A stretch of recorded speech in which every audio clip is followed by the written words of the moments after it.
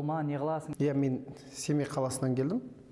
Белгілі бір өзің үшін бір миссиямен келдіңіз ғой енді. Болашақта Нартайды математик деп білеміз деп айтқан ғой. Біразға дейін мұғалім болатынымызды мойындамай жүрдік. 100 оқушыны жіберіп оқытқанша, бір мұғалімді оқытып келсе, ол бізде үнемді экономиканың саясатына.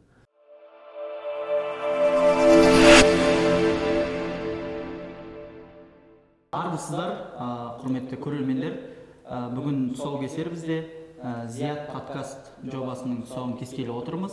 Бүгінгі подкасттың тұрақты жүргізушісі және жобаның негізін қалаушы Түркістан қаласындағы Назарбаев зияткерлік мектебінің мұғалімі мен Дархан Шыңғыс Есенғараұлы және менің әріптесім, серіктесім Арслан Шыңғысұлы. Екеуміз сіздерге көптеген жақсы жобаларды алдағы уақытта ұсынатын боламыз. Құдай қаласа, әңгіме, яғни подкаст тек қана педагогикалық тақырыпта болады. Яғни мұғалім төңірегінде, ата-ана, оқушы, осы үш тіректің төңірегіндегі құдай қаласа үлкен әңгімелерді қозғайтын боламыз. Енді біздің бүгінгі тұсаукесердің алғашқы қонағы Түркістан қаласы Назарбаев зияткерлік мектебінің ғылыми әдістемелік жөніндегі орынбасары Нартай Советханұлы. Нартай Советханұлы жалпы Түркістан қаласының тұрғыны емес, сонау Семей өңірінен осында жаңағы өзінің қызметін көрсетемін деп келген азамат. Ары қарай өзіңіз туралы бір толық айтып кетсеңіз. Рахмет, біріншіден енді осы істеріңізге сәттілік тілеймін. Ең алдымен расымен педагогиканың саласын үлкен экраннан көрсетіп жатсаңыздар, осы подкасттарыңыздан көрермендері, тұрақты көрермендер көбейсін деймін. Біріншіден, екіншіден, мен Семей қаласынан келдім. Семей қаласына соның 300 шақырым жердегі ауылында Қапанбұлақ Жарма ауданы, Шығыс Қазақстан облысы Жарма ауданы Қапанбұлақ деген ауылда дүниеге келдік. Сол жерде өсіп, сол ауылда мектепті тәмамдап, университетте Семейде оқып, Семейдің 11 жылдан бастап Семейдегі Назарбаев мектебінде қызмет атқардым, математика пәні мұғалім ретінде. Сол 21 жылы. Яғни алғаш еңбек жолын сол жерден бастадыңыз, Назарбаев мектебінде? Жоқ, алғаш еңбек жолымды мен ауылда бастадым. Ауыл мектебінде мұғалім? Жарма ауданының Қалбатау ауылында ауыл мектебінде мұғалім болып бастадым. 2 жыл ауылда қызмет атқардым, математика мұғалім болып. Одан кейін қаладағы өте бір мықты мектепке, зияткерлік мектепке дейін тағы да 3 жыл, 4 жылдай қалада қызмет атқардым. Одан кейін бар, ол кезде зияткерлік мектебінің сыртынан көретін былай. Анаған мен енді зияткерлік мектеп бар, бар болатын. 2009 жылы ашылды ғой. Семейде 2009 ашылды. Бірақ естіген кезде барсаңызшы деген ұсыныстар болды, бірақ менде бір қорқыныш болды да, әлі өзіңе деген сенімділік жоқ, балаларымды әлі қалай болар екен өзім есепте математика кітабының жауабы жоқ болса, өзіңе сенімсіз болып қалатын жағдай болатын. Сол кезде біраз 2 жылдай жүрдім. Содан кейін бар 2 жылдан кейін 11 жылы қазір Ақтау мектебінің директоры болып отыр. Осы зияткерлік мектебінің. Сол жігіт математик. Сол маған біраз не жасады. Вызов дейді ғой. Мотивация. Мықты болсаң кел, тапсырып көр, шөтам деген секілді. Содан кейін экзамен тапсырып, сол жаққа өттік. Содан бастап бірінші емтиханнан өтіп кеттік. Соның өзі қазір қарап отырмын да, мектепке жылына бәленбай мың мұғалімдерге тапсырып жатады да, емтиханнан өте алмай жатады. Мықты болыппыз ау деп ойлаймын. Бірінші емтихан өткенде. Содан бастап осы сая жүйедеміз. Енді осы мұғалімдік жүйені әркім әртүрлі таңдайды. Біреулер айтып жатады, тіпті мектеп апайлар айтып жатады, мұғалім болма деп айтып жататындар бар, мысалға өзім естігем. Кейбір туысқандарымыз айтып жатады, мұғалім болма, не қыласың деген секілді. Мұғалімдік жолға келуіңізге не себеп болды? Не үшін мұғалімдікті таңдадыңыз? Ол өте қызық негізінде. Себебі әке-шешеміз өзі мұғалімдерді бала кезімізден мұғалімдерді үлгі етті. Мұғалімді тыңда, айтқан жаса. Тіпті әкемнің бір жолы бір мұғалім айтқаны бар, еті сіздікі, сүйегі менікі, осыны адам қылып шығарсаңыздар болды деп мектепте айтып жатқан. сондықтан ауылда сол мұғалімдер өте жоғарғы абыройлы адамдар болды. Солған қызықтық біріншіден, өйткені ауылдағы бір адам мұғалімнің сөзін екі етпейді. Барлығы құрмет сол кісілерге болды. Сол екіншіден ана 11-ші сыныпты аяқтап жатқан кезде ана түлектердің кеші бойынша ана не болады ғой, лездеме. Сол кезде бірінші сыныптың оқушысы жаңағы бір тақпақ арнап жатқан кезде болашақта Нартайды математик деп білеміз деп айтқан ғой, сол папам естіп қойыпты да, анау періште айтып тұр, сен математик болуың керек деп. Содан әкем солай қойып тастады, сен математикаға түсуің керек деп. Менің енді бала кездегі бір не журналист, не заңгер болу ойлайтынмын. Бірақ қоғамдық гуманитарлық пәндеріне жақын болдыңыз осында? Керемет жақын болдым. Мен математика, физиканы жақсы оқыдым өзім. Себебі математикадағы мұғалімім марқұм болып кетті қазір. Өз жан жолдасымның шешесі еді. Барлығымыз ол кісі біздің неміз класс жетекшіміз болмаса да, бірақ барлығымыз сол кісіні тыңдайтынбыз. Өйткені бар жағынан үлгі бола білді ол кісі. Ләйлә Қонысбек қыз деген. Ол кісі өте сапалы сабағын береді. Ең бұзық деген балалардың өзі тып-тыныш отырды ол кісінің сабағында. Сол бұзық балалардың өзі басқа сабақтарда неше түрлі істеп отыратын, ана кісінің сабағында бір өте тып-тыныш отыратын болатын. Ол кісі физкультураға, теннисте ойнайтын, қолынан көп нәрсе келетін, соның барлық жан-жақтық несі бізге әсер етті деп ойлаймын. Өйткені біздің оқушыларымыздың көбі сол финанс саласына кетті, көпшілігі сол бізден көп гуманитарлық шықпады. Біздің кураторымыз әдебиет мұғалімі болған, әдебиетті өте күшті оқыдық. Абайдың өлеңдерін, Шәкәрімнің өлеңдерін сол кезде жаттатқанда біз күшті оқыдық. Бірақ көпшілігі сол математиканың кішкентай Нартайдың арманы заңгер немесе журналист болу болып тұр ғой сондай. Кішкентай кезде солай болған. Содан кейін әкеңіздің осындай жол сілтеуімен осы математика саласын таңдадыңыз ба? Енді ол бірінші себеп, екінші себеп ол кезде Мұғалімнің де несі болды, ол әсер етті. Мұғалім міндетті түрде әсер етті деп ойлаймын. Екіншіден менің шешем жақ өзі нағашым математик болды да, өмір бойы математик. 40 жыл, 50 жылдай бір формуланы зерттеп, сол формуланың төңірегінде маған айтқан мен түсінбейтінмін ол кезде. Кәдімгідей қиын болатын. Соңғы кісілерді айтатын, енді сенде генде бар, математик болуың керек деген сияқты. Оның барлығы әсер ететін сияқты да адамға, мына сыртқы факторлар. Сен сол болуың керек. Түп санаға ең керек болуың.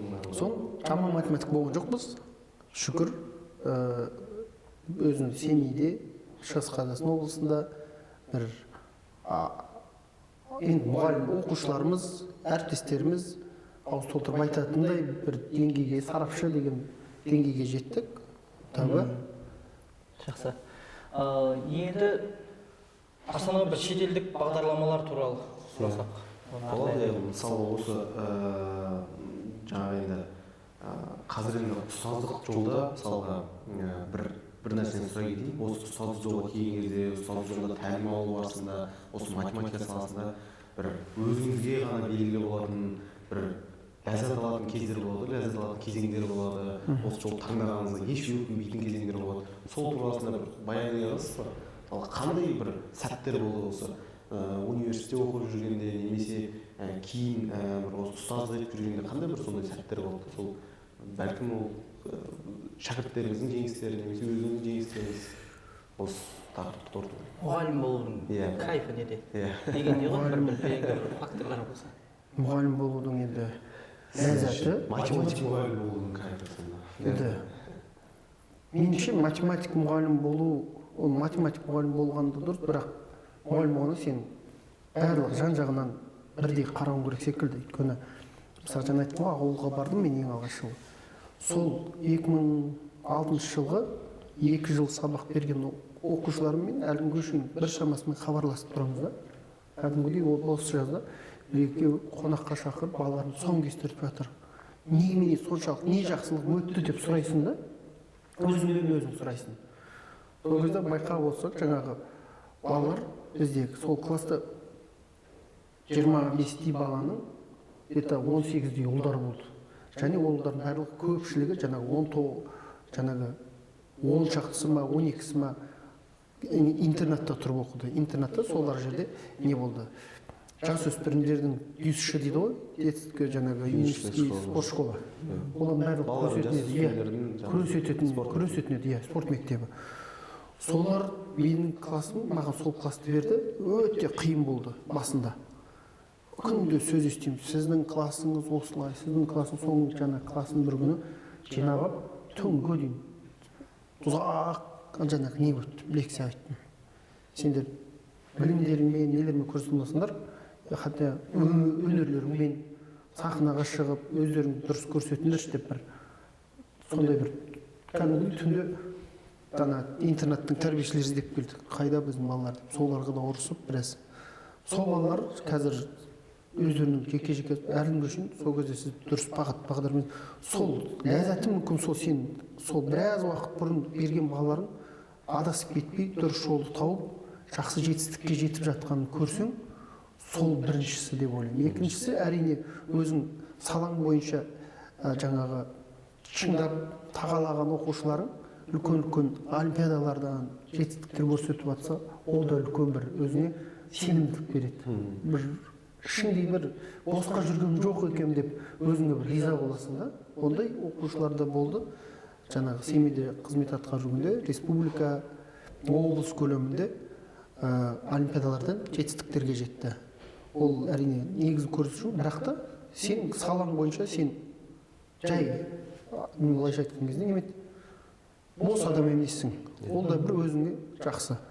Сондықтан сол сәттер және сол жаңағы жарысқа бәсекеге бара жатқан кезде солардан жарысып жеңілсең көңілің түседі, жеңсең риза болып, бірақ жеңген күннің өзінде де жаңағы асып тасып кетпей, сол кезде де өзіңнің салқынғанды, қарапайым мінезіңді ұстап, сол балаларының тілеуін тілеп жүрген. Қазір Семейдегі зияткерлік мектептің мысалға олимпийский резерві, сол өзімнің оқушым сіздермен шамалас, 92-ші, сіздер қай жылғы? 92-ші жылғы оқушым сіздің біліп жүр? Иә. Соның өзі риза боламын да.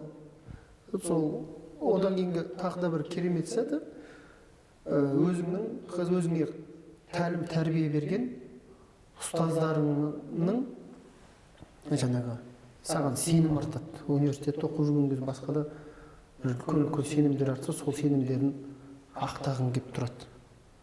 Яғни ұстаздықтың, мұғалімдіктің жаңағы белгілі бір ләззатын сезіну бір ұзақ жылдардан процесс, ұзақ жылдардан тұрады, күту керек, бір-екі жыл істеп қызық емес деп кетіп қалмау қажет деген түйін алуымыз. Өте, жаңағы сіз айтып тұрсыз, мен 2 жыл істеп жүрдім, бір жыл, ол кезде мұғалімдік жалақы өте төмен, кәдімгідей төмен.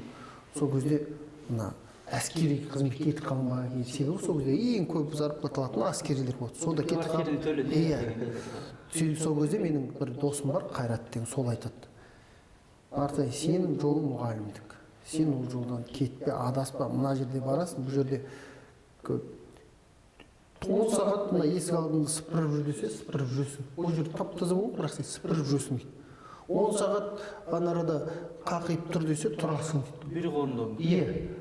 Сондықтан сен ол жерден етпе, сенің жолың сол деп, өйткені сенен біз өзі университетте жүрген кезде көп адамдар үлгі алдық, сен етпе деп, сол кезде сол мені қайтарып қойған тұғым. Әмбек Қажы Нұртанович деген профессорымыз болды, қазір ол кісінің атында олимпиада конференциялар ұйымдастырып өткізіп жүрміз, 5 жыл болды. 5 жыл өткіземіз бұйыртса. Сол кісі де мен жаңағы университет бітірген кезде сен магистратураға түсіп аламын деді. Мен пока тірімін, саған 2 жыл болды менің дипломды жетекшім болды. Жоқ, Қажы Нұртанович, мен мұғалім болып университетте 2 жыл істермін. Одан кейін жассың ғой, басқа салаға кетемін деп. Болмаймын деген не болды? Иә. Содан ол кісі қайтып кеткен кезде мен магистратураға түстім. Сол кезде өкіндім, сол кісі айтып тұрған кезде қасында ол кісінің көп жүрген кезде мен өте көп дүние алар едім. Университет бітіргеннен кетіп қалдық, бірақ қалаға қайтадан Аманов атындағы мектепке келген кезде ол кісі профессор бола тұра университеттің жай мектептермен өте қатты жұмыс істейтін. Тәрбиесі бойынша да оқыту саласы методист, ол кісі методист. Сол кісі көп тәлім берді сол кезде де. Бірақ ерте 11 жылы қайтып кетті, мен зияткерлік мектепке келер кезде. Бірақ сол кісінің айтқандары қалды, мұғалім қалып аламын дейді. Сол да әсер етті. Бізде университетте ондай жағдай көп кездесті, мысалға біразға дейін мұғалім болатынымызды мойындамай жүрдік біраз адамдарда. Жалпы өйткені грантпен түсесің, түскеннен кейін ол енді жаңағыдай қалыпты жағдай сияқты. Қазір енді одан қашып құтыла алмайды. Отработкасы бар. Отработканың ішінде осы мұғалімдікке сіңіп жаңағыдай үйреніп кетеді. Енді біздің құрметті көрермендер Нартай ағай шетел көрген дейміз ба, не дейміз? Заманауи тілмен шетелде оқыған, Мәскеу көрген деген сияқты, Лондон көрген кісі. Сойға қарай ауыссақ, бір шетелдік бағдарламалар туралы бір неден бастап, ары қарай жалғастыра кетейік. Мысалы, мынау қазіргі таңда енді болашақ бағдарламасымен көптеген мысалға замандастарымыз шетелге барып өздерінің білімдерін жалғастырып жатыр. Магистр бағдарламасының жеңімпаздары болып жатыр. Әлемнің ең үздік 250 университетіне түсіп жатыр. Одан бөлек қазір болашақ бағдарламасында 500 ғалым бағдарламасы бойынша тағылымдамалар үлестіріліп жатыр. Осы тағылымдамалардың арқасында қаншама ғалымдарымыз бар. Bir жыл ең үздік университетте тағылымдамадан өтіп жатыр. Енді өзіңіз Ұлыбританияда, яғни Англияда Сассекс университетінде 2 жыл магистр оқыдыңыз, қателеспесем. Енді бұл да біз үшін немесе басқа да ұстаздар үшін үлкен мотивация болды. Осы соңғы жаңалықтарды қарап отырсақ, қазір енді болашақ бағдарламасының 2 грантын осы Алматы облысында Қарғалы ауылының 2 ағылшын тілі пәнінің ұстаздары жеңіп алып отыр екен. Бұл да бір басқа да ауылдық орта мектептерде істейтін мұғалімдер үшін үлкен мотивация болды деп есептеймін өз басым. Және де мынау жақында Фулбрайт бағдарламасына өтінімдер қабылдау басталды. Яғни мектепте 5 жыл жұмыс істеген әрбір ұстаз ағылшын тілін орта деңгейін білсе, олар өздері тегін тестін тапсырғызып, өздерін шақырып 1 жыл осы жақта тағылымдамадан өтеді. Бұл да енді қазіргі таңдағы білім саласында әсіресе мектептегі ұстаздарымыздың осындай тағылымдамадан өтіп келуі кейін мектепке оралғаннан кейін мектептің білім сапасын, білім жүйесін, жалпы білім беру механизміне жаңа леп алып келеді деген ойдамын. Енді өзіңіз осы Англияда білім алғаннан кейін осы жаққа қайта оралып, осы мектепте білім саласында қандай ерекшеліктерді, қандай бір өзіңіздің жаңашылдықтарыңызды енгіздіңіз, жалпы сол жақтағы білім алу туралы айта кетсеңіз, және де осы ұстаздарға қандай пайда беретін еді? Егер де осындай Қазақстанның әрбір мектепте, әрбір аудан орталығының немесе әрбір ауылдың кем дегенде бір ұстазы өйтіп тағылымдамадан өтіп келсе, Қазақстанның бәлкім алдағы уақыттағы 5 жылдағы, 10 жылдағы, 20 жылдағы білім жүйесіне қандай бір өзгерістер болады еді сіздің Жапонияның, оңтүстік Кореянікі де сондай болды. Европа олар басында әбден біз сияқты осындай дамушы мемлекет кезінде барып жібергендігі туралы, жаңағына шахтада қызметкерлері туралы біраз мысалдар бар ғой, мысалы өте көптеп топтап жібереді дағыны, солардың бәрі елді дамытты деп айтады. Сол секілді осыған деген көзқарасыңыз, және сол шетелде қалай болды, олардың енді біз айта береміз, олар дамыған, тем более Америка, Англия, Европаның жаңағы несі, Англия дамыған. Несімен дамыған олар? Бір сондай бір кішкентай бір элементтермен бір не қылсаңыз. Ой, рас дамыған ел деп бұрында естіген кезде көңіл бөлмейсің да. Барып көрген кезде шынында да артықшылық, көп артықшылықтарын көресің. Өйткені қоғам орта адам үшін жасалған, адамның жайлылығы үшін, адамның жақсы өмір сүруіне. Жаңағы Сассекс университеті деп атса, көбі сол сөзді түсінбейді. Сассекс не деген сөз? Мен соны айтсам, Сассекс деген жердің шеті деп жалпы мағына беріледі екен. Ана жерде бір жыра бар. Ана жақ ол Лондон, Британияның оңтүстік шығысында орналасқан жер ғой. Сол көлдің мына жақтағы не дейміз? Европа мен Британия өзі арал ғой. Британия жаққа қарап, Европа жаққа қарап тұрған жағында ана мұхиттың түбек дейміз ба, бұғаз дейміз ба, сондай қарасында сондай бір жар бар екен. Ары қарай мұхит Европа. Сондай бір жер бар. Сол үшін жердің шеті деп көрсеткен айтқан шығар. Енді университетте бір барған кездегі бірінші сезім бір айда ма, 2 айда ма бір басқа әлемде жүр. Басқа бір планетада жүрген сияқты сезіндім өзім, сөзім шыны керек. Басқа, мүлдем басқа. Мен дәмбе тілді білмей бардым. Тіл білмей бар, айлысым 3,5 бар болды. 3,5 өзі ол қазіргі тілмен айтқанда 2-ның баласы дейді ғой, 2-мен оқиды. Бестік жүйемен, 2-ның баласы дейді ғой, сол ғой, сөзім шыны керек. Оған себептер енді адам сыныпқа сылтау өтті ғой, адам айта берсе себебі көп. Бірақ ол үлкен себептің бірі, ол біз ауылда, мектепте жаңағы ағылшын тілі бізде оқыған жоқ. Кәдімгі біздің аттестатымызда шет тілі жоқ. Сондықтан қазіргі жағдайымызда әлі одан асып кеткен жоқ. Ауылдарда да мен кейде сөйлесіп тұрамын, ауыл жақтың балаларым. Ағылшын тілі сабақ қазақша жүреді деп жатады да. Орыс тілі сабақ қазақша жүріп жатыр деген сияқты. Иә, демек ол жақсы емес үрдіс. Енді оған ол жақсы болу үшін мамандар жақсы болу керек. Ал жаңағы сұрақ қандай болды? Айырмашылық көп. Жаңағы білім саласына ойыссақ, ойыссақ, мектептерінде, мысалға, мектептерінде былай 7-ші класстан кейін не болады? Болашақ мамандықтарына икемдей бастайды. 7-ші класстан кейін. Иә, 7-ші класс. Ерте. Мен байқағаным, өйткені мысалға сіз болашақ гуманитар болсаңыз, сіз 8-ші, 7-ші классымызда қарапайым деңгейдегі математиканы оқуыңызға болады. Демек сіз көбірек күшіңізді өзіңіздің жақсы көретін әдебиеттің тереңдетілген деңгейін. Логарифм керек емес деген ғой енді. Өйткені оларда 10-ші класс бітірген кезде тіпті логарифм теңдеулері жоқ. Мысалға JCC дейді ғой, General Certificate. Ол тек математиктер. Иә, оны 10-ші класстан кейін оқиды да. Ал 10-ші классқа дейін жаңағы барлығына қажетті базалық білім дейді ғой. Қосу, бөлу, көбейту, негізгі проценттерді есептеу, солар беріледі да. Өмірге қажетті. Өмірге қажетті нақты. Ал енді бірақ егер де сіз болашақ инженеринг, математика саласына барам десеңіз, сіз жаңағы 7-ші класстан кейін жаңағы сыныптардың өздері бірнеше деген. Мысалға үшеуміз бір сыныпта оқимыз. Мысалға үшеуміздің де интересіміз тарих болса, тарихты болашақта мен оқимын, заңгер боламын десеңіз, тереңдетілген жоғары деңгейде тарих сыныбында үшеуміз отыруымыз мүмкін. Бірақ қазақ тіліне барған, мен қазақ тіліне бармауым мүмкін. Немесе қазақ тілінің, мен болашақ математикім бар, қазақ тілінің қарапайым деңгейде отыруым мүмкін. Бірақ қазақ тілі деген оларда жоқ, оларда ағылшын ғой. Ағылшын бәрі тапсырады. Сондықтан оларда ағылшынның қарапайым орта деңгейдегі болмайды. Ағылшын бәрінде міндетті. Иә, тарих пен тіл сияқты ғой бізде де ортадан бәрі міндетті тапсырады сияқты. Тілдері міндетті. Мысалы міндетті математика, ағылшын. Бірақ математиканың өзін олар жаңағы сіз болашақ суретші, болашақ жаңағы физкультурник болам десеңіз, сіз өте қарапайым математиканы тапсырасыз. Демек сіздің өзіңіздің болашақ мамандығыңызға көбірек күш салып дамытуыңызға болады. Ол бір. Сонысы артықшылығы. Жаңа емтиханға барғанда, жаңағы емтиханның өзі сондай сізге не келеді? Жеңіл деңгейге келеді. Ал мен математик. Бірақ сізге ол жерде жеңіл деңгейден сертификат тапсырып, сіз 5 деген баға алуыңыз мүмкін математиканы. Өйткені сіз болашақ математика алмайсыз. Бірақ сізде аттестацияңызда бұл қарапайым фаундейшн дейді, сол математиканы тапсырдыңыз. Ол бір сондықтан бұл сізге келесі инженеринг хизматтың есігі сізге жабық.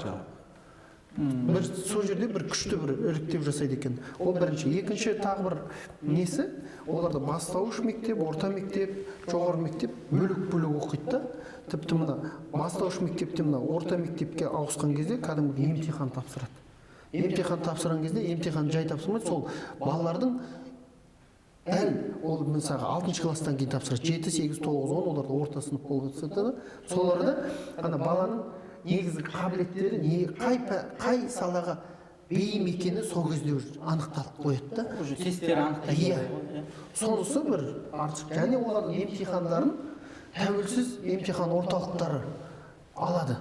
Сол жермен артықшылық жаңағы мектепке келіп, сіз осы мектепте болсаңыз, сізге осы мектептен емтихан алыңыз деп айтпайды. Сіз емтихан мүлдем қатыса алмайсыз. Мүлдем бөлек организация тәуелсіз. Мектеп басқа тарап, емтихан алатын басқа тарап. Иә. Бірақ стандарт біреу, сол стандарттың деңгейінде емтихан алады. Сол жерде бір жақсы дүниелер. Яғни мектептің мұғалімдерін мүлдем қатыстырмайды. Блокировать етіп былайша айтқан кезде. Сол. Енді тағы немене болды жаңа сұрақ? Енді мысалы осындай сіз сияқты немесе осындай жаңа айтып кеткен ұстаздарымыз сияқты әрбір мектептен кемінде бір ұстазымыз білім алып келсе немесе тағылымдамадан өтіп келсе мүмкін.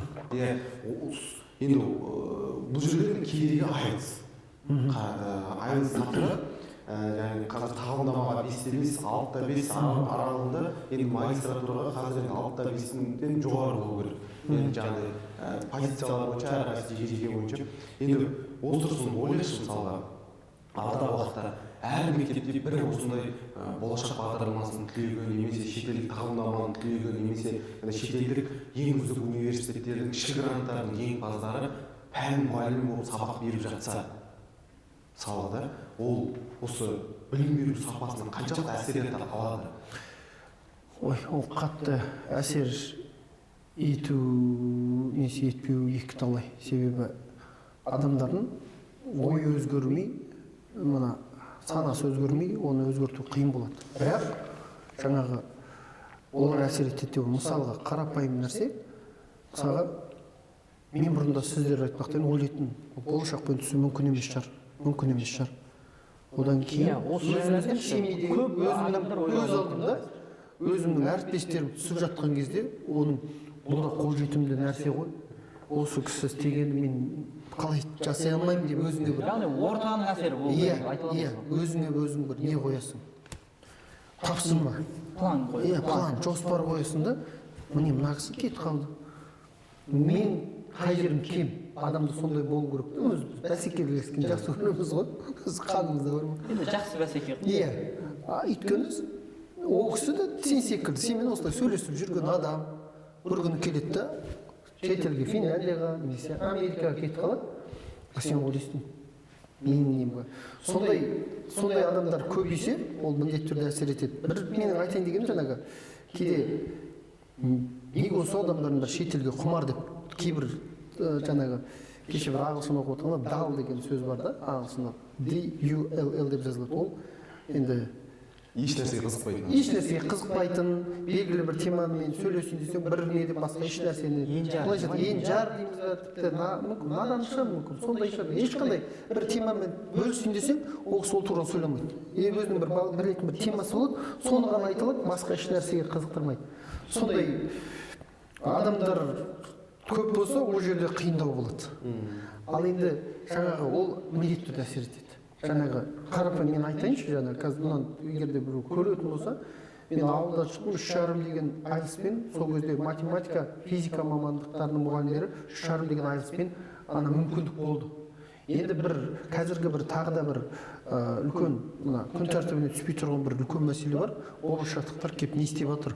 30 жыл болды құрылғалы, бәленбаймын, болашақтық бітіріп келді, қарып саған ештеңкесі жоқ деп орынды пікір ме? Енді ол соншалықты орынды пікір, енді көпшілік айтса ол орынды шығар, бірақ та белгілі бір сондай тұғырлы жоғары статуста отырып сондайды айтқан ол біраз ойлап сөйлеген дұрыс шығар деймін. Себебі болашақтар істеп жатыр. Қазір мысалға қазақ тіліндегі әлемнің 100 бестселлерлердегі секілді кітаптарды бірден уақыт создырмай қазақ тіліне аударып жатқанда өзіміздің сол болашақтық сол кісілер жасап жатыр. Одан кейін қазір мына қазіргі аласиялар туған жаңағы Оян қазақты, кешегі ұлт ұстазы Ахметті де түсіріп жатқан сол болашақтықпен білім алып келген. Мұрат Ишан сол кісілердің барлығы дүниелер жасап жатыр да. Енді мен бұл жалпы ұзақ процесс дейсіз ғой. Ұзақ процесс, жеңісін тез көру. Білім саласында да ол бірінші фактор. Екінші, болашақтың басында, ол бізде ең басында, бізде бакалаврға да кетіп жатты. Бакалавр деген сөз, мен өзім сол жақта жүрген көзді көрдім, 17-18 жастағы бала болса, балам барса, ол ана жақтың ғаламат әлеміне қызығатты, ол қайтуы екі талай. Тек қана сол 12-13 жылдар ма, сол көздерде шек қойды, бакалаврға бермейміз, тек магистратура, немесе докторантура, немесе стажировка деді. Ол өте жақсы саясат болды, себебі сен мына жақта байлап бол, сен магистратура барысқанда сен үйреніп қойған, сен ең бар байлап тұратын, ат айналып қазығын табып, қазығың бар да. Мектептерден біраз итак түсіп жатты ғой, болашақсыз ақ, сондықтан да мүмкін еған шығар. Шетелдерге де жалпы. Ол да бар. Бірақ олай түсіп жатқандар көп. Қалталы бізде елімізде азаматтар бар, ол кісілердің балалары оқып жатыр. Ол да жақсы. Өйткені кезіндегі біздің ақсүйек бабаларымыздың ұрпақтарының барлығы сол шетелден оқып келіп қызмет еткен ғой, көпшілігі қазақ несіне, қоғамына. Ал айтайын дегенім, жаңағы мен бірақ та сол шетелде жүрген кезде мен көрдім. көпшілігі мен танитын сол кездегі араласқандар барлығы қазақ түрік лицейінің балалары болып жүрді, сол болашақтан оқитын. Сол кезде ойлайтын, өйткені ол 12-13-14 жылдары біздің бірінші выпустар 12 жыл болды ғой, өтірік айтпасам, біздің семейде түлектер. Ал енді сол 12 жылдан бастап қазірге не есептесеңіз, ол 17 жастағы балалар қанша 27 сондайға келе ме? 12-13 жылдан бастап 27 сондайға келеді. Енді олар енді өзге қызмет етуді бастайды да. Сондықтан жаңағы пікір болашақта түк те істеме деген жаңсақ секілді біріншіден. Екіншіден көбі жасап жатыр қазақта. Білім саласына салынған қаражатты тіпті ақтап жатыр, қайтады деп ойлаймын. Өйткені мен қазір қарап отырған кезде, біз болашақтан келген кезде міндетті түрде үлкен қайтар кезде есеп жазасың. Сен не алдың, не үйрендің, не қойдың. Сол жерде жазылған, біз мысалға мен ғана емес қой, көпшілігі білімді алғаннан кейін сол бойынша жазылған. Өйткені сол деген сөз, сен ол жақтан алған дүниеңді есеп қылып ана жерде жазып отырсың, оны қарап отыр. Ол кісілер соны қазір енгізіп жатыр. Шетелдің дүниесі бізге еніп жатыр, мықты дүниелер. Енді барлығы жақсы болып кетеді, бірақ та көп дүниелер өзгерістер еніп жатыр қазіргі таңда. Жалпы байқалады. Байқалады. Әңгімемізді қорытындылай келе бір енді жас ұстаздарға, енді жалпы ұстаздарға айта кетейік, мысалы осы білімін жетілдіру мақсатында өзіңіздің бір ақыл кеңес ұсынысыңыз, жаңағы осы шетелдік ең үздік оқу орындарында неге болашақ бағдарламасы магистр оқымасқа немесе неге тағылымдамадан өтпеске деген сияқты. Өйткені қазір болашақ бағдарламасындағы соңғы қалған квота бұл ауылдық мектептердегі педагогтарға байланысты квота ғана қалды. Осы квотаны пайдаланып неге шетелде осындай білімді жетілдірмеске? Сол себептен өзіңіздің қысқа нұсқа бір белгілі бір қадамдардан тұратын өзіңіздің ақыл кеңесіңіз болса. Лайфхактар дейді. Лайфхактар өзіңіздің. Енді біріншіден мен осы мектепте қызмет атқарып жатқаннан кейін, мен былтырғы жылы оқу жылында да, биылғы оқу жылында да сол болашақтың жаңағы Instagram парақшасын және де болашақтан бөліміміздің гранттар бойынша өзіміздің мұғалімдерге ақпарат беріп жатырмын. Мен көпшілік үшін айту қиын болады. Соның өзінде соған реакция білдіріп, осыған қалай түсуге болады деп жатыр. Мен өзімнің әріптестерімнің ішінде де көрмеймін да. Жаңа қызығып жатқан, қызығушылық аз. Иә, или оны мүмкін емес дүние ма деп ойлаймын. Сол үшін мен мысалға біздің ауыл тарапынан да мысалға сұрайды, неге сіздерде оған бір қызығушылық адамдарыңыз жоқ па? Болашақтың сіздерге неше рет жібердік дүниесі. Әйтпесе мемлекет мүдделі бізді. Мемлекет мүдделі, иә, мемлекет қаражат бөліп отыр.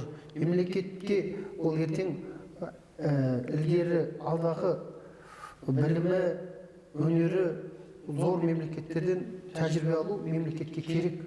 Себебі бұл не дейді ғой, инновация, үнемді экономикалық программада, өйткені 100 оқушыны жіберіп оқытқанша бір мұғалімді оқытып келсе, ол бізде үнемді экономиканың саясатына. Өйткені сіз барып бір білім алып келсеңіз, сол бағдарлама қазірдің өзінде мысалы сіздерге жібердің бір қызығушылық танытқан тарап жоқ. Егер де ол танытса, біз жолын айтамын. Мен де мысалы ол үшін қазірден бастап айтарым. Нақты мақсат қою керек. Қазақ тіліне қазтесті тапсыру керек. Қазтесттің мүмкіндігінше жоғары деңгейін алуға. Біздің мұғалімдерде бар. Екінші, ағылшынға дайындалу керек.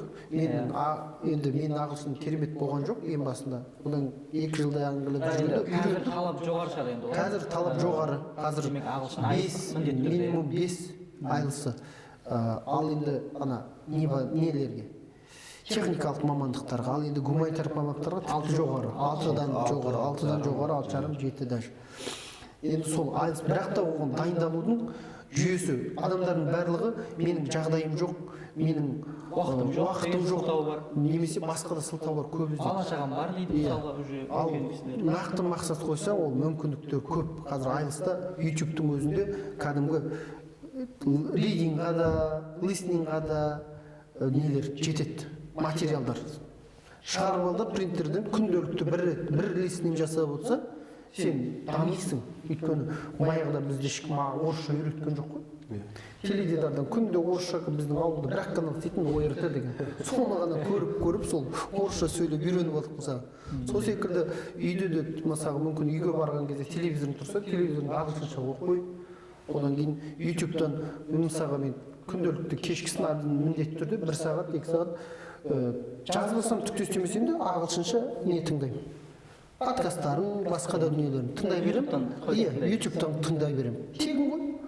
Қазір өте сондай мақсат қойып істей беру керек. Адамдар көбі сол бағана Мағжан Жұмабаевтың педагогикасын оқып жатқан кезде ол кісіде мынандай бір сөз бар екен: табандылық деген ол қайраттың күштілігі дейді. Яғни сол қайраттың күшті болса, сен қойған мақсатыңа жете аласың. Табандылық танытып жұмыс істесеңіз, сол ең бірінші сол қазір ең бірінші ағылшын, одан кейін жаңағы қазір өзгеріп кетті, емтиханның нақтысын психотест тапсырады, психолог, педагогикалық. Ол өте содан көп өтпей қалады екен. 0 жинап жатқан балалардан біз 500 сұрақ болды. Оның себебі неде? Ана жерде мынадай. Мысалға сізге айтады, сіз аңшылықты жақсы көресіз ба дейді. Сіз иә жақсы көремін дейсіз. Сөйтпейсіз. Жоқ. Сіз сөйтіп жауап беріңіз, иә? Атқанды жақсы көремін деген дұрыс емес па? Ал енді сіз мысалға аңшылықты жақсы көресіз, сіз жануарды жақсы көресіз ба дейді. Я жақсы көремін, екеуі бір-біріне қайшы. Сіз аңшылықты жақсы көресіз, жануарды жақсы көресіз. Сөйтіп 5 сұрақ сондай бір-біріне қарама-қайшы 5 сұрағыңыз, оларда әмей араланып келеді. 500 сұрақтың ішінде соның 5-еуі бір-біріне сәйкес келіп қалса, сіз 0. Яғни психически неустойчивый дейді, яғни психикалық тұрақты емес. Яғни балаға қауіпті деген. Иә, қоғамға қауіпті мүмкін. Соның мынандай сұрақтар болады. Мысалы, сіз мен бір есіме алған, не деген мүлдем мәнішіне жоқ, айдаладағы жол мүлдем мәніш көріпсіз, сізге қызыл жанып тұр, сіз жолдан өтесіз ба деген сұрақ бар да. Сондай бір логикалық та бір сенің психология, сен енді ана жерде мен өтемін деп жауап беруім керек қазір. Өйткені машина түкті жоқ, көріп тұрсың, қызыл жанып тұр, айдаладағы светофор. Сізге правиланы сақтау ықтималдығы аз дейді ғой. Қызыл жанып тұрса машина жоғын көріп өтіп жатыр деген сияқты. Ол жерде өту мүмкіндігі, меніңше ол жерде өту мүмкіндігі болып тұрса, сен неге тұрсың? Уақыт оздырып. Иә, сондай да позициясы бар. Енді оны сол кезде 0 жинап жатқанды көріп шошыдым мен. Ертең біздің бал қалай болады екен деп. Жоқ, өтіп кеттік. Сөйтіп емтихан өтіп, одан кейінгі бір не, арғы гарант, одан кейін болашаққа барар кезде не етеді.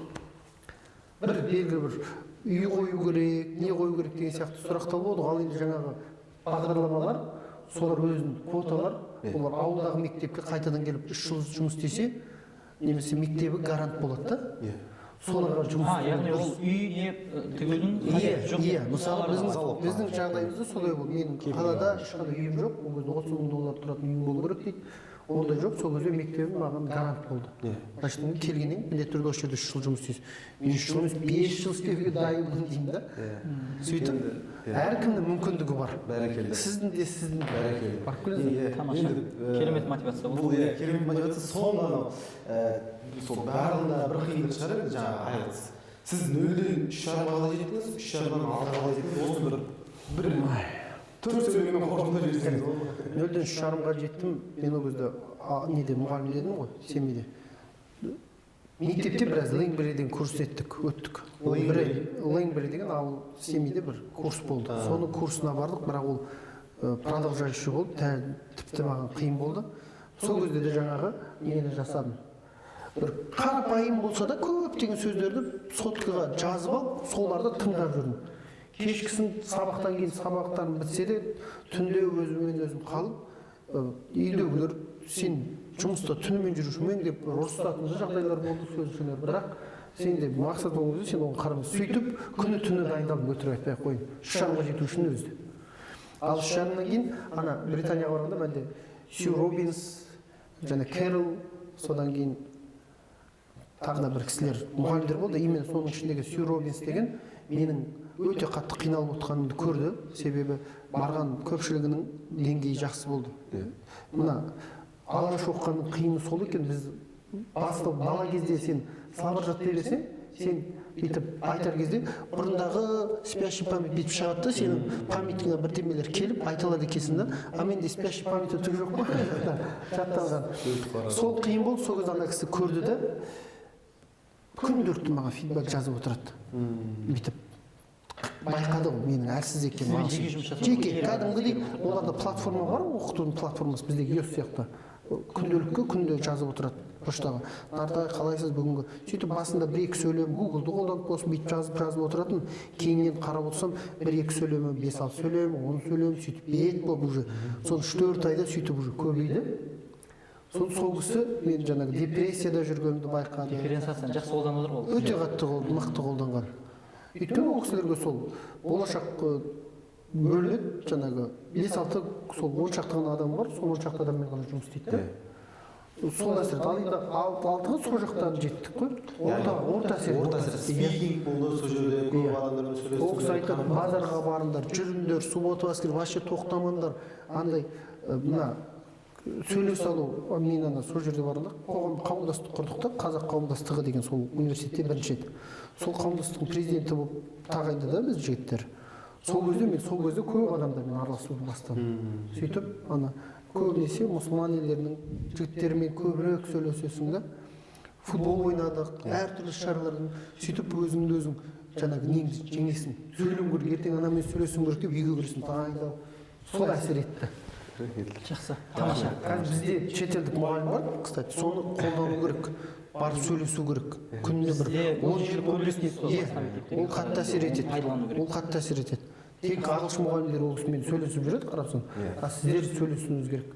Біз осы бір тақырыпты өте терең қозғадық деп ойлаймын. Енді бір келесі бір неге ауыссақ, ойыссақ, ер мұғалімдердің мұғалімдікке келуі туралы көзқарасыңыз қандай? Және біздің тарихқа қарап тұрсақ, ер мұғалімдер осы ұстаздықты бастады. Енді мектепті мысалы бір айдан бастап барлығы, алаш зиялыларының барлығы мұғалім болды.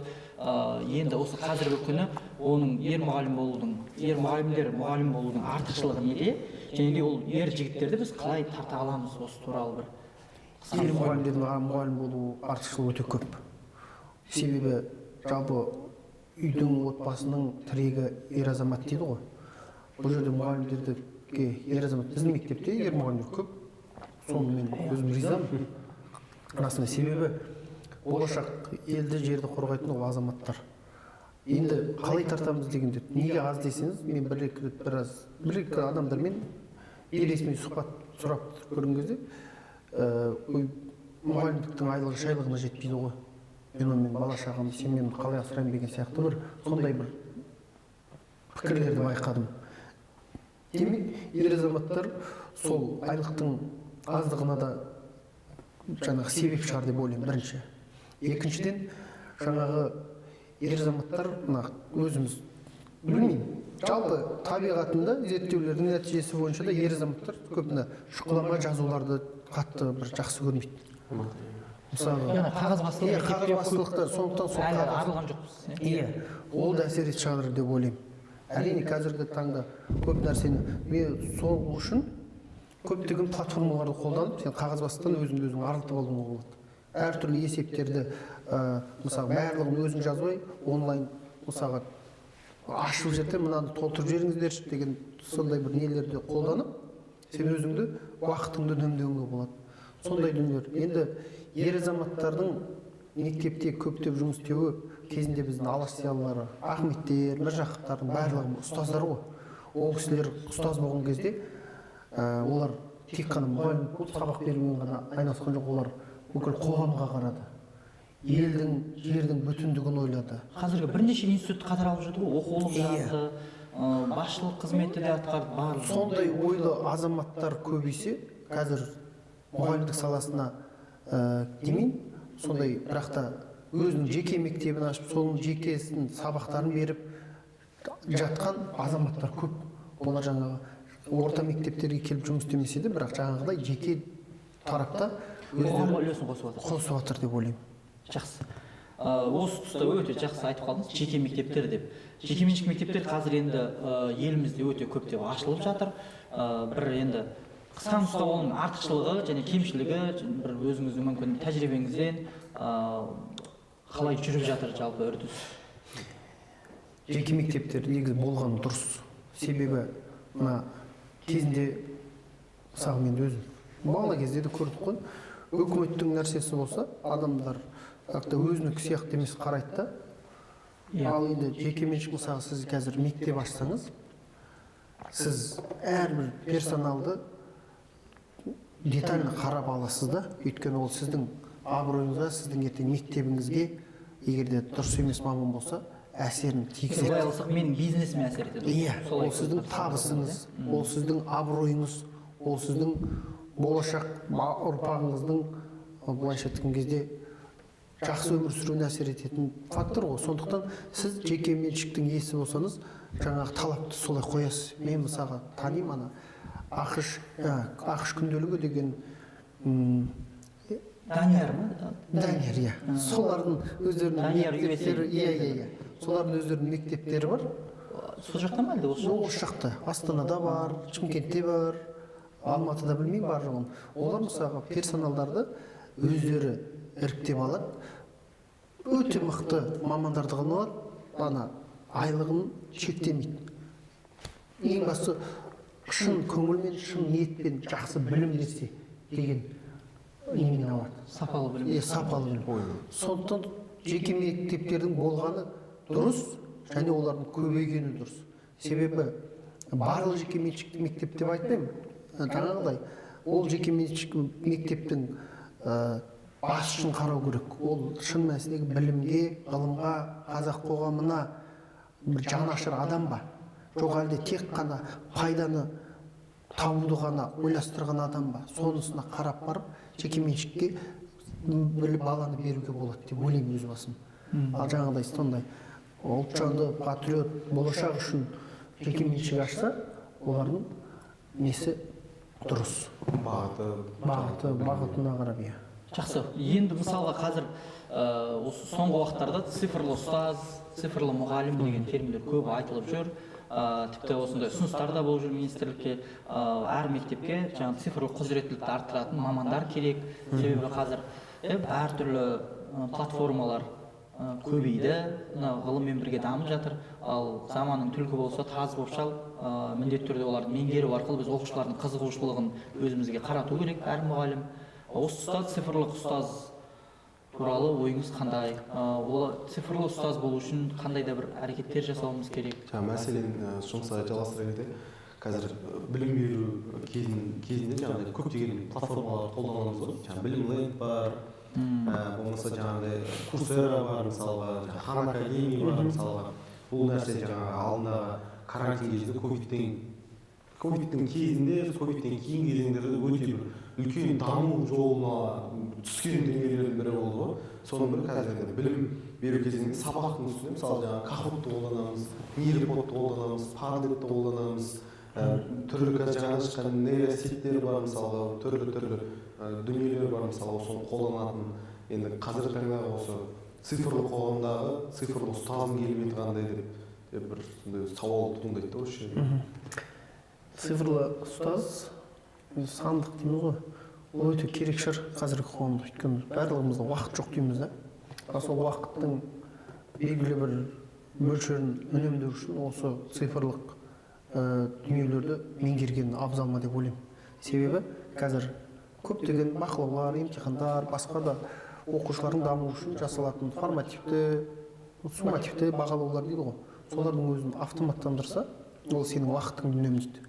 Мысалға, қазір осы зияткерлік мектеп жүйесінде жүрген Қызылорданың математик бар, Мұхтар Бегайдар деген. Ол кісі өзі сайт жасап тастады. Nish.org.kz ба? Солай. Сол арқылы өзінің көп уақытын үнемдейді. Өйткені ол жерде емтиханға дайындайтын платформаны жасап қойды да. Кәдімгі зияткерлік мектеп 10-шы және 12-ші класс математика бойынша. Ол уақытын үнемдеуге. Қазір өзі уақыт жоқ заманда сен мысалға әрбір балаға кері байланыс беруің керек. Әрбір баламен жеке-жеке жұмыс жасап, даму траекториясын дұрыстап қоймасаң, ол қалып қоюы мүмкін. Ал жаңағы сен біраз уақытыңды біраз отырып, жаңағы цифрлық бағдарламада бағалау жаңағы нелерін, инструменттерін жасап қойсаң, және ол саған автоматты түрде кері байланыс беріп тұратын болса сенің даму траекторияң бойынша ол жақсы әсер етеді. Және сіз мысалы сіз осы жерде отырсыз, ана жақта оқушылар өздері емтихандарын тапсырып өздері кері байланыс алып отыр. Жақсы ғой. Сондай жаңағы семейде Тұрсынғали Нұрғазы жаңағы сайт ашқан, семей мәтс деп. Сол жерге бір бұрышына менің оқушыларыма деп жаңағы бір батырмасын алған, соның ішінде жаңағы әрбір сыныпқа өзінің нелерін қойып қойған. 9-шы сыныптың бағдарламасы мына тақырып бойынша шығаратын есептер, мына тақырып, ал мынау тест өзіңнің білім. Демек ол уақытың үнемдейді. Балаға сен көп нәрсені айта алмай қалың, қазірдің өзінде мысалы уақыт шектеулі, бірдемелерді айта алмай қалың. Сол кезде айтасыз, мына сайтта сол жерді қарашы, сол жерде мен айтады, өзіңіз мысалға жеке 5 минут 10 минут сабақтар түсіріп, сен балаға уақыт керек оны түсіндіруге. Сол кезде айтсаң, міне бір рет жаздың, оны 100 рет, 1000 рет қарауға болады да бала. Сондықтан баланың да ұстаздың да жұмысын жеңілдетеді біріншіден, екіншіден үнемдейді, уақытыңды үнемдейді. Үшіншіден, ол үшін жаңағы дұрыс айтасыз, мамандардың көмегі де керек. Егер мұғалімнің өзі мысалға біз физик, математиктерге олар компьютерге біраз жақындау болады, ал гуманитар жақтарда расымен біраз қиындау болып қалған. Менің ғана пікірім, ол қате болуы мүмкін, өйткені немесе жасы егде кісілерге. Иә, ол кісілерге де қиын. Ондай жағдайда көмек керек. Ал бірақ қазір именно сіздер, біздер бірге өсіп келе жатырмыз ғой. Сіздер мен біздерге өзінің платформаңды жасау өте маңызды. Өйткені күндердің күні болады меніңше. Ана күн көрген оқыту дейді ғой. Сіздің кімнің платформасы мықты, сол платформаларда көбірек оқитын балалар отыратын сияқты. Кейін біраз уақыттан кейін мүмкін кабинетте мүлдем оқушылар отырмауы мүмкін. Сіз дамыған мемлекеттің бір көрінісі сол. Иә, цифрлық білім беру жүйесі қалыптасқан кезеңде біз сондай үйде отырып та білім беріп білім алу. Негізгі мысалы академиялық білімдерді сонымен беру мүмкін ықтималды, бірақ та ол жаңағы тірідей сабақ беруден мүлдем бөлек. Ол өйткені ол мүлдем цифрлыққа ауысып кетсең, адамның адамшылық қасиеттері жоғалып кетуі ықтимал. Бірақ цифрлықтан біз ешқашан бас тарта алмаймыз. Бас тарта алмаймыз. Иә. Алдында Шыңғысайда айтып кеткеніңіз, Темірбек деген мырза туралы бар. Иә, осы айтып кету керек. Темірбек деген ағай бар. Осы Инстаграмда танымал, енді не дейміз, мұғалім блогер дейміз ба? Қазір енді солай айтсақ бола ма? Осы жаңа платформалар туралы түсіндіреді, мұғалімдерге әртүрлі семинарлар өтіп жүр. Енді жалпы мұғалімдерге цифрлы болуды насихаттап жүрген. Дұрыс. Мұғалім да. Енді ол керек. Осы да өзіміздің әріптестеріміз бар ғой. Осы TikTokта, Инстаграмда, түрлі әлеуметтік желілерде енді заманның осы таза болып шығу деген сияқты. Қазір енді өзіміздің шәкірттерімізде, өзіміздің оқушыларымыз барлығы да Инстаграм, TikTok әлеуметтік желілерінде көп отырады. Уақыттың енді тиімді пайдалану жолдарын айтып жатамыз, ол нәрселерді көрсетіп жатамыз. Бірақ бәрібір де ол заман талабы сол жерде. Бәрібір бүкіл назар бәрі сол жақта болғандықтан сол жерлердегі контенттерді жаулаған қаншалықты қажет. Сол жаққа барғанымызда бір ауысып, сол жерде сапалы білім беру контентін жасасақ, біз үшін тиімді болады ма? Бір салмақты емес ортаға кетіп қалғандай деген сияқты көзқарастар болады мысалға. Кейбір кездерде иә. Біз қазір имамдардың өзі TikToктан мысалға уағыздарын айтып жатыр деген секілді ғой. Білмеймін, мен өзім TikTok мүлдем көп қарамаймын. Инстаграмда да соңғы. Яғни бұған пікіріңіз бейтарап. Бейтарап.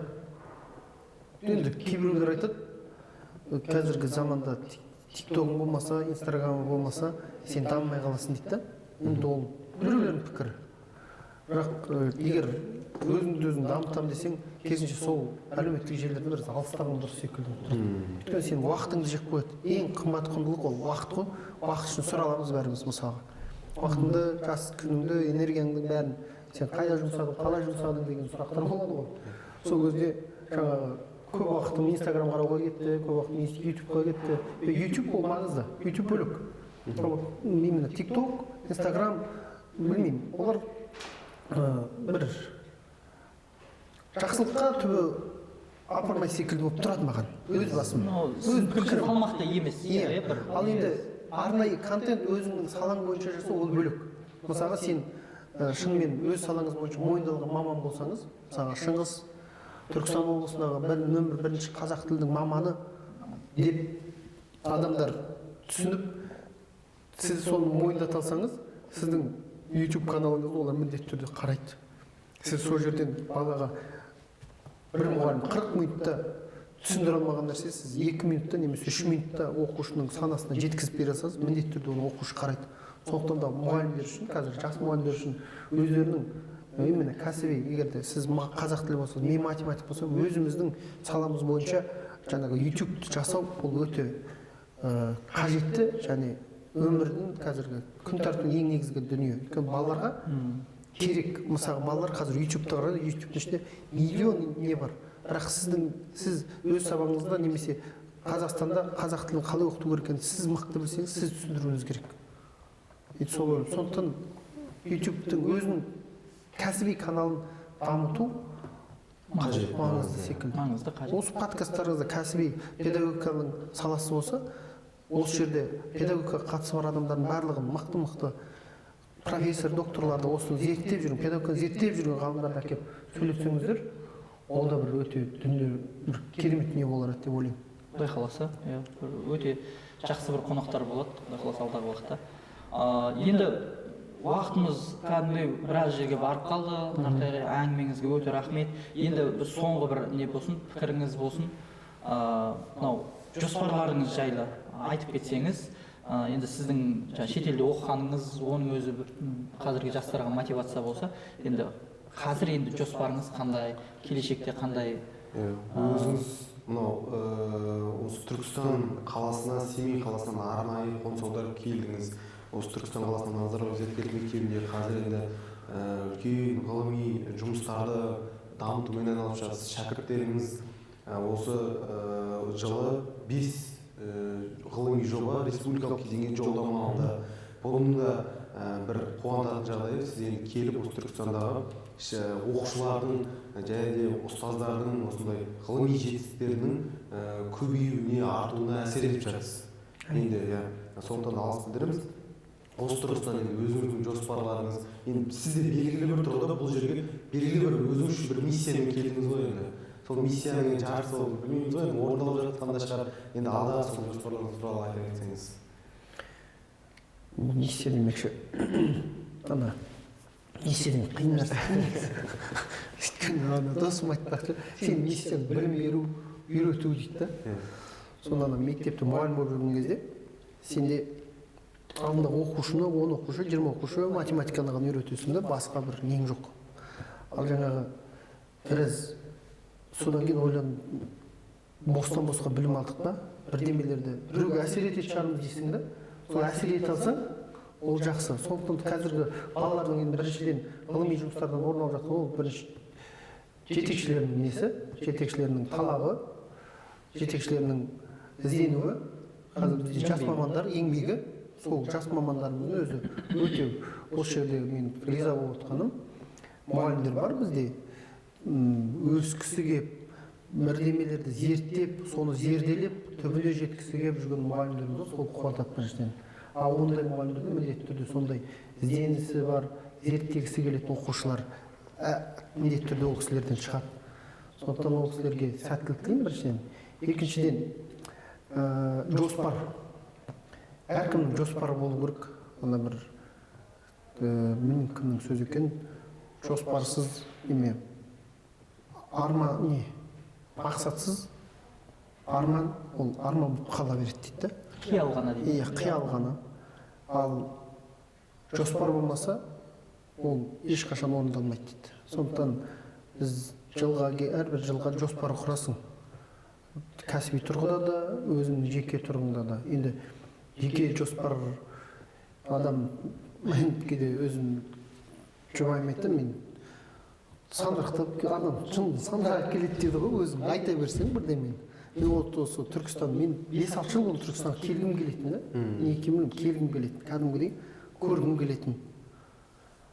Тарихи орта. Одан кейін жаңағы ұсыныс түскен кезде әртүрлі Алматыда болды, басқа жақтарда болды. Соны осында келдік. Енді балаларға мүмкіндігінше егер де үйренгісі келеді, мына жерде мұғалімдермен сөйлессем, бұл жердің мұғалімдердің бір күшті жері, біздің мұғалімдердің не? үйренгісі келетіндерге үйретіңіз, үйренгісі келмейтіндерге шаршамай қойсаңыз дейді. Енді бір жағынан дұрыс екен. Өткенде бір неде сол жазылып тұр. Үйренгісі сізден сұраған адамға ғана білім беріңіз дейді екен да. Сұрамаған адамдарға бермейді. Бірақ та сенің миссияң білім берілмейді, білім алынады деген сияқты бір сондай нелер бар ғой, пікірлер ол алушы тараптан болу керек. иә, сол сұраныс болу. Сондықтан біздің мұғалімдердің тарапынан қайта өздері сұрап, осы қалай деп жатқан мұғалімдер бар. Сол қуантады біріншіден. Ол кісілер міндетті түрде біраз уақыттардан кейін өте мықты. Қазірдің өзінде мықты мұғалімдер. Бірақ біраз уақыттардан кейін кәдімгі ел мойындайтын бір ұлағатты ұстаздардың қатарында болады деп ойлаймын ол кісілерді. Ол біріншіден. Екіншіден жоспар. Енді қазір жоспарда ол істелмегенше бөліспе дейді ғой. Сондай адам таныптымын да. Бірақ енді қазір ағылшынға біраз қайтадан отырып, біраз дайындаламын деген дайындалып жүрмін. Жасырмай қойын. Соны біраз дамытып, білімді үздіксіз дамытқым келеді. Мен өйткені қазір көптеген достарым барлығы докторантура бәрін бітіріп алды да, анда мен сөйлескен кезде, кейде барып отырған кезде, біраз өзің аналарын ыңғайсыз қалып қойғансың, кәдімгі андыр өте ауқымды сөйлесіп отырады да, кейбір дүниелерді түсінбей қаласың да, содан олар айтады, Ардай сен кел, докторантураға түс, біраз пошире әңгімелесеміз деген сияқты айтады да. Сондықтан білмеймін енді, ғылымды қуа берсең, ол ғылымның түбіне ешкім жетпейді. Бірақ белгілі бір жаңағы сол ортаға ол ғылымды қуу емес мақсат. Сол мысалға енді мен 15 жыл математика мұғалімі болдым. Математикаға кейде бір ойлайсың да, 15 жыл мұғалім болып, қазір администрация саласына кеткенде, ана өзіңнің 15 жыл бойы оқыған дүниені бір сатқын жасаған сияқты болып та ойлайсың. Бірақ та сен артыңды ойлай берсең, ешқашан да арттағы мақсатына жете алмайсың дейді. Енді қазіргі мақсат осы управление образование дейді ғой, leadership education дейді. Сол бойынша Назарбаев университетіне ма, жоқ әлде шетелге ма оқуға түскім келетін жасым. Білім саласын басқару. Білім саласын, иә, өйткені ол білім саласы біздің қоғамға керек. Өйткені сен жаңағы үлкен көрген өзгерістерді сен мысалы қазір Саясат Нұрбек ағамыз, иә, ол кісі қазір үлкен жоғары университеттердің министрі болды ғой. Ол кісі қазір енді қолында сол не келген кезде өзінің енді ойлаған өзгерістерін жасай алады.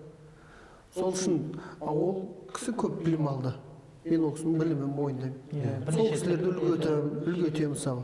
Неге сол кісілерге ұқсап баспаға деген ой бар.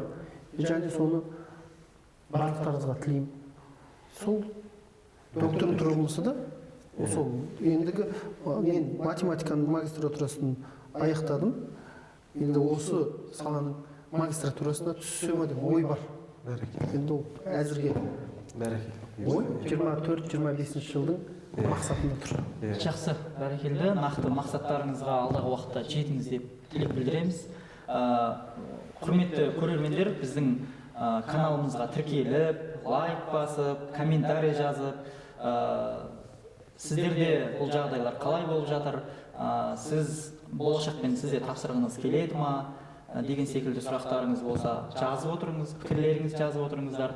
Біздің қазақша контентке және педагогикалық контентке қолдау көрсетіңіздер. Және де ең үздік комментарийге арнайы сыйлығымыз болатынын айта кетеміз. Сондықтан да осы видеоның астында сіздер осы видеодағы жалпы подкасттағы болған түрлі тақырыптарда өздеріңізде ойларыңызды білдіре кетіңіздер. Ең көп лайк жинаған және де ең осы тақырып бойынша ұнаған комментарийға арнайы сыйлықтар үлестірілетін болады. Иә, ең үздік комментарий жазып, белсенділік танытыңыздар, контентті сіздермен бірге дамытайық. Рахмет. Ендеше аяқтаймыз ба? Негізі айтатын әңгіме көп. Өте көп. Жетпей қалды. Сізді қысқа деп қатты тізгіндеп отыр. Дұрыс қой, сол тізгіндеп сөйлей береміз.